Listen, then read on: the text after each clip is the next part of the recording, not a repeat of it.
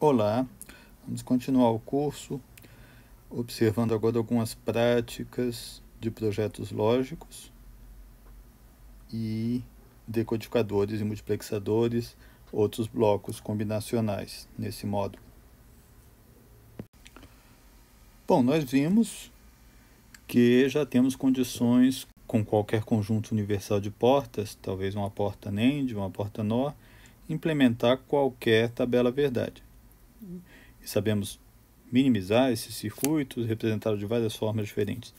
No entanto, um projeto prático de sistemas digitais são circuitos de certa complexidade. Ninguém vai sair fazendo a partir de portas NAND, né? São circuitos de... Imagina um somador que pega duas palavras de 32 bits, né? É uma função de 64 variáveis. Você vai começar a simplificar, fazer mapa de Carnot e simplificar como portas NAND. É claro que não, né? Nós precisamos desenvolver a prática de usar pequenos módulos, pequenos blocos constitutivos de sistemas combinacionais e saber combiná-los. Então, aquelas técnicas que nós estudamos até aqui, elas servem para simplificar esses blocos básicos que são usados frequentemente. O que nós vamos fazer nessa parte do curso é estudar de maneira mais sistemática quais são essas funções combinacionais comumente usadas e como é que a gente junta esses blocos para fazer sistemas mais complexos. Outra coisa, antes da gente começar, vocês vão ver muito eu fazer referência a CIs da série 7.4, né? Uma série que dominou a eletrônica digital aí na época da lógica TTL, depois também no começo do CMOS.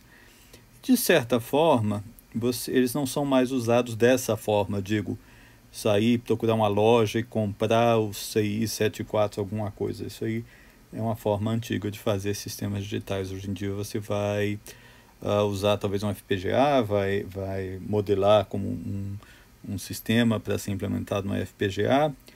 No entanto, a gente continua usando esses modelos, né, esses tipos de circuitos como modelos, como coisas que vocês vão encontrar nas bibliotecas dos simuladores e dos CADs de sistemas digitais. Então, nesse sentido, eles continuam importantes.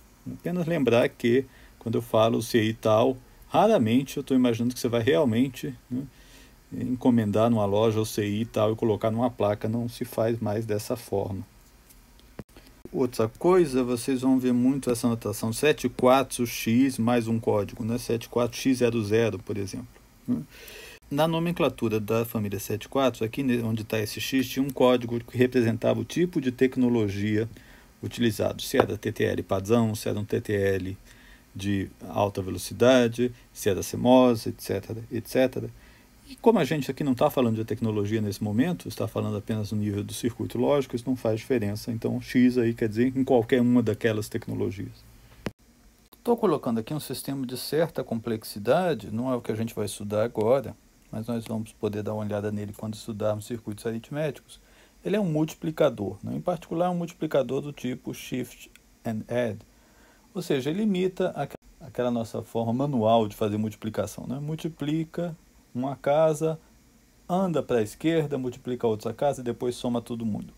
Como eu tenho, inclusive, que somar essas várias casas, eu tenho que memorizar quais são os valores, eu estou usando duas coisas daqui que a gente não sabe fazer ainda, né? Registradores, que são elementos que vão armazenar temporariamente um resultado. Então, nem faria sentido a gente estar estudando a fundo esse sistema agora. Ele está aqui apenas para que a gente pense um pouco nos diagramas, né? Preciso ser bastante rigoroso no uso do diagrama para que outra pessoa possa entender o que você está falando. Uma linha simples, tá, é um bit, é um sinal, uma variável lógica. Okay? Linhas maiores, aqui por exemplo, aqui são vários bits. E é uma boa prática indicar quantos. No caso aqui, 4 bits. Esse bloco que eu chamei de controle, uma das saídas dele são 4 bits de endereço para uma certa memória, por exemplo. Nós não vamos discutir aqui o que ele está fazendo. Aqui, por exemplo, eu tenho uma série de linhas de 32 bits. Não é isso? Então, essa é uma primeira coisa. É interessante indicar o que é um bit simples, o que são palavras de uma certa quantidade de bits, e é uma boa nomenclatura indicar qual é o tamanho dessa palavra. Ainda nas questões iniciais, Eu quero que vocês observem o uso das bolhas, né, ou das bolas, numa anotação para circuitos mais complexos, né? Veja que eu vou poder, por causa de De Morgan, a gente já tinha visto isso, uma porta OR é a mesma coisa que inverter e usar uma porta NAND. E às vezes eu vou preferir essa nomenclatura. Por quê? Parece mais complicada. Veja, ela pode estar vindo de um outro circuito que tinha uma saída negada também aqui atrás, e fica mais fácil de ler quando eu for fazer a leitura de que essas inversões estão se cancelando. Então muitas vezes a gente gosta de usar esse tipo de nomenclatura, né? Então veja, aqui em particular nós temos uma inversora, e eu já tinha avisado a vocês, quem está representando realmente a inversão é a bolinha. O triângulo é um símbolo de um buffer ou de um amplificador. Do ponto de vista analógico, ele está restaurando o sinal. Do ponto de vista digital, ele não vai alterar nada, o que é alto, o que é baixo, ele simplesmente passa de um lugar para outro. E uma outra coisa muito importante de notação, e uma que infelizmente gera alguma confusão, é a questão do nível de ativação. Veja só, nós vamos dar nomes, né, às nossas variáveis, num circuito complexo, um nome que signifique alguma coisa, que a gente possa lembrar e saber o que ela faz, né? Então vamos imaginar enable, né? Enable é habilitar. Okay? Então é um sinal que habilita alguma coisa, uma entrada que vai dizer se aquele circuito está ou não habilitado a funcionar. Veja, nada impede que eu tenha a seguinte convenção. Talvez o mais natural seria pensar, bom, quando for um lógico, né, quando for nível de tensão alta, ele está habilitado. Quando for um zero, ele está desabilitado. Veja, isso é apenas uma convenção. E muitas vezes vai ser interessante para salvar uma inversora na sua lógica, você mudar essa convenção. Ou seja, o sinal se chama enable, mas subentende-se que ele está ativo, ou seja, está habilitando quando ele vale zero. Okay? Nós precisamos deixar isso mais claro. A notação tem várias. Eu devo chamar esse sinal, se ele for ativo baixo, que é como a gente chama quando ele está ativo no nível baixo. Eu posso chamar ele de enable underscore L de low. Eu posso chamar barra enable, posso chamar enable com uma barra superior, né? Como se fosse enable invertido. Isso é bastante comum, tá? Essa última aqui em particular é bastante comum. Então veja, temos aqui um circuito qualquer genérico em que você tem uma entrada enable e tem uma saída aqui. Ele está dizendo que o circuito deve fazer várias coisas, né? Ele tem algumas saídas aqui, a saída do, a saída my, a saída thing.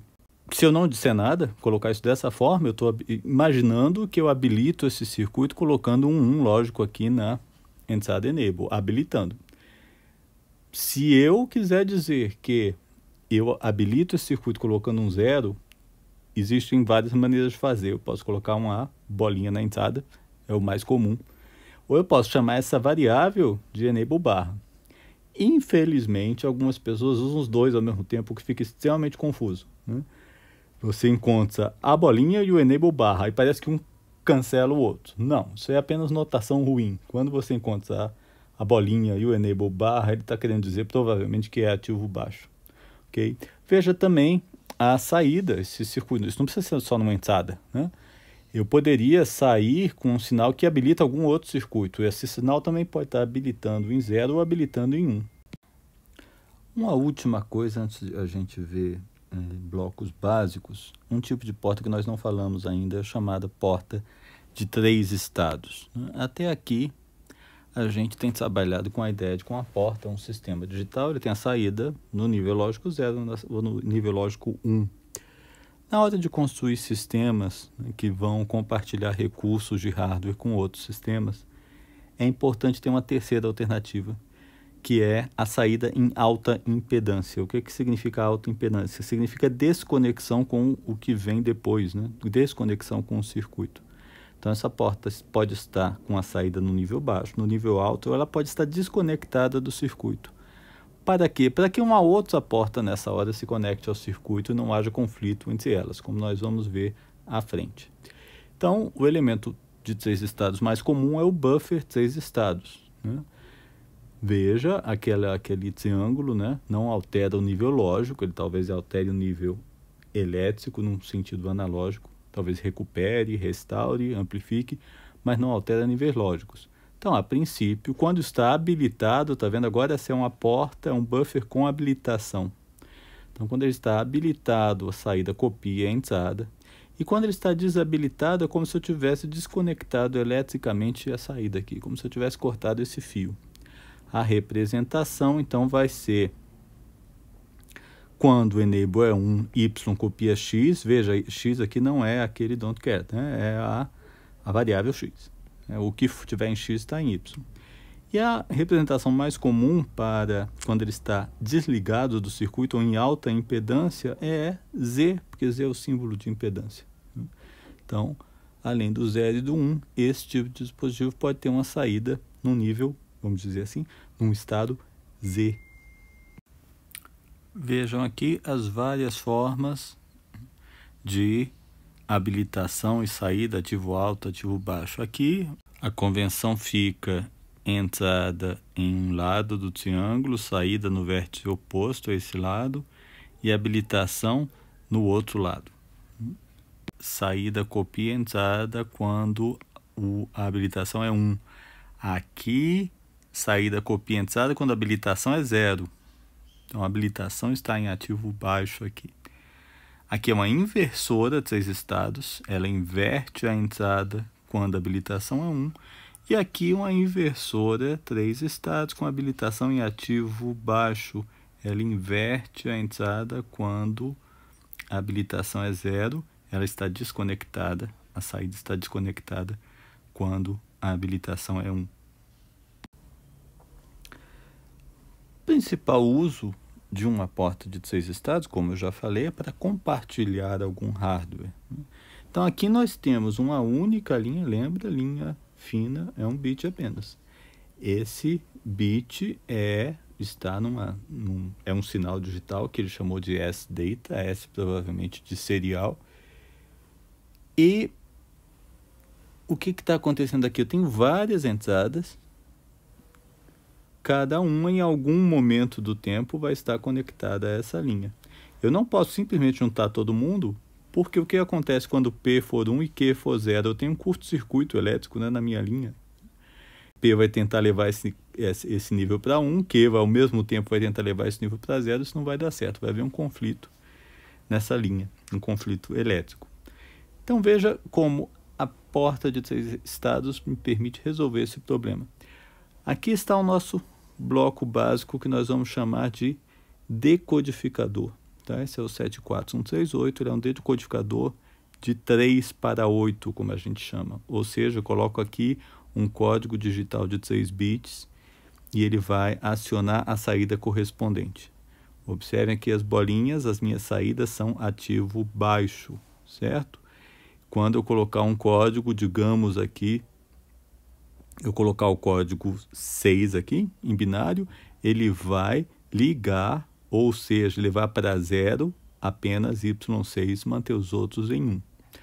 Observe também nesse bloco habilitações, várias habilitações. A convenção é que quando há muitas entradas de habilitação, todas elas têm que estar em habilitação para que o circuito funcione. A gente vai ver a utilidade disso de ter várias habilitações. Veja também uma habilitação ativo alto, outras duas habilitações ativo baixo. Também facilita a minha lógica de controle. Mas seja como for, eu escolho um sinal aqui.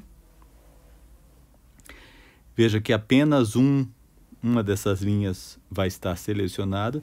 Essas linhas estão indo para o sinal de controle, de habilitação. Veja, ativo baixo também. Então, veja como uma coisa vai cancelar a outra. A minha saída vai para 0, mas a minha habilitação deve ser 0 para habilitar.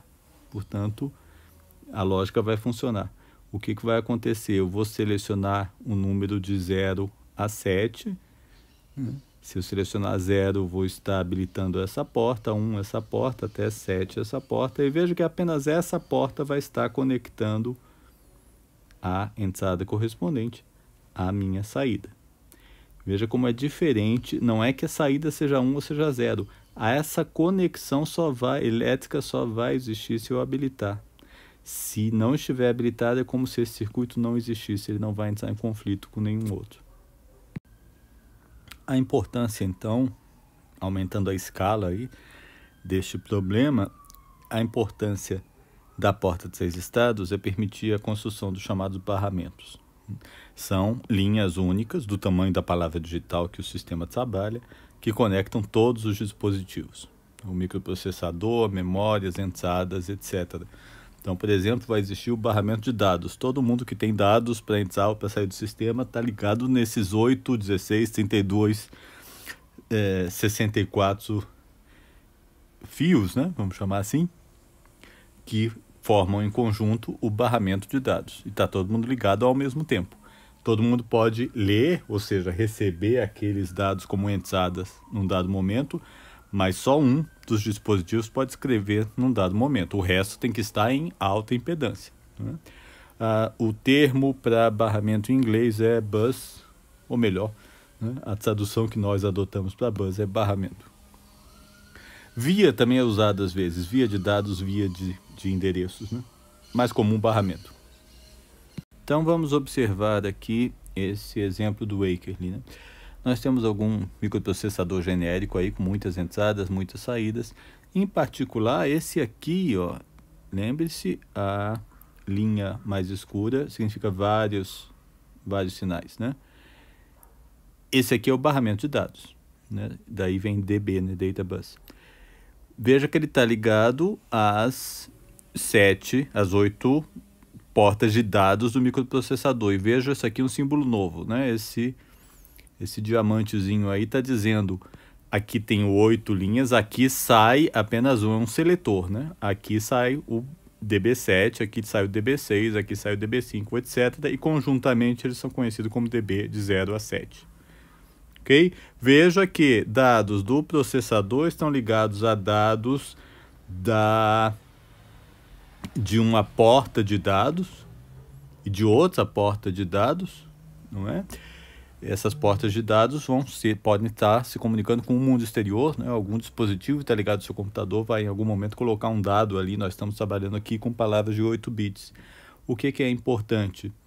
Esse aqui, 74541, é um buffer 3 estados. Ele tem 2 habilitações em ativo baixo. Lembre-se, as duas têm que estar ativas. No caso, então, tem que estar em 0 para que ele funcione.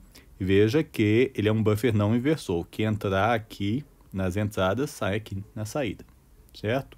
Como é que está funcionando isso? Ele está imaginando que tem um sinal chamado read, ativo baixo.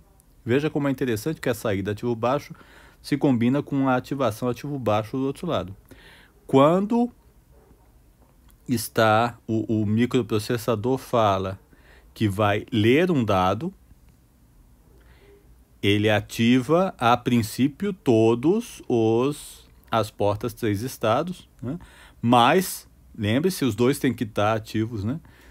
Com esse outro sinal, ele escolhe qual é a porta que ele está ativando. Se ele ativar esse sinal aqui, ele vai estar ativando esse conjunto de portas. Se ativar esse, vai estar ativando esse conjunto de portas e assim por diante. Então, na hora que ele faz isso, ele diz que ele quer ler e que ele quer ler, digamos, a porta 1. Nesse momento, a porta 1 está conectada às entradas 1. E veja que ela está sempre conectada às entradas de dados do microprocessador. Nessa hora, a porta 2 e as outras portas estão desconectadas. O que estiver aqui nessas outras entradas não afeta, não entra em conflito com o que eu quero ler, que são as entradas conectadas à porta 1 apenas. E, finalmente, vamos dar uma olhada em diagramas de tempo. São diagramas em que o fabricante vai tipicamente nos dar informações sobre os atrasos nessas várias mudanças de sinal, né? Essas são as informações mais importantes. Observem que medir atraso é uma coisa que exige uma especificação um pouco mais detalhada. Qualquer entrada vai levar um tempo para ir de um valor inicial a um valor final, né?